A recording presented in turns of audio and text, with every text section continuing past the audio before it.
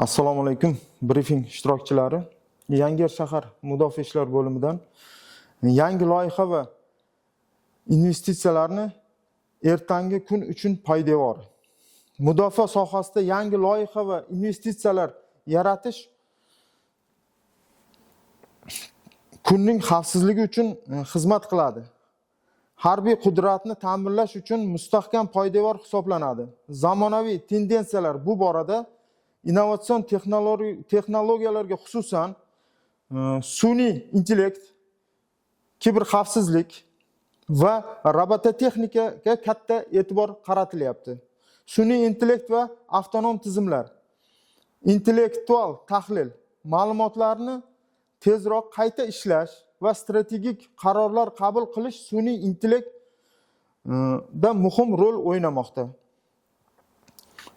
Avtonom harbiy texnika, uchuvchisiz uchish apparatlari, dron va avtonom robototexnikalar transport vositalarini yaratish hamda takomillashtirishning asosiy yo'nalishlaridan biri.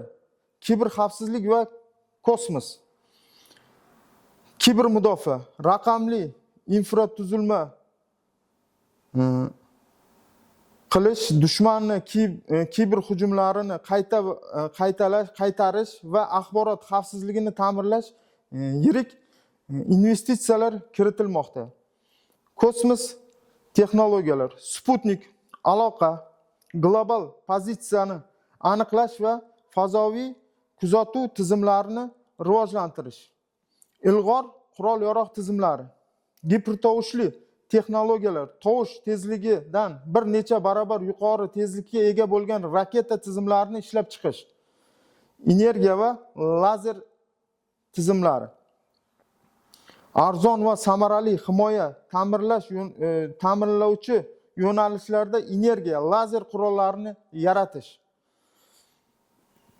davlat xususiy sektor hamkorligi, qo'shma maqsadli texnologiyalar hamda harbiy ham fuqarolik sohasida qo'llash mumkin bo'lgan startaplarga sarmoya kiritish va tendensiyalarni kuchaytirish.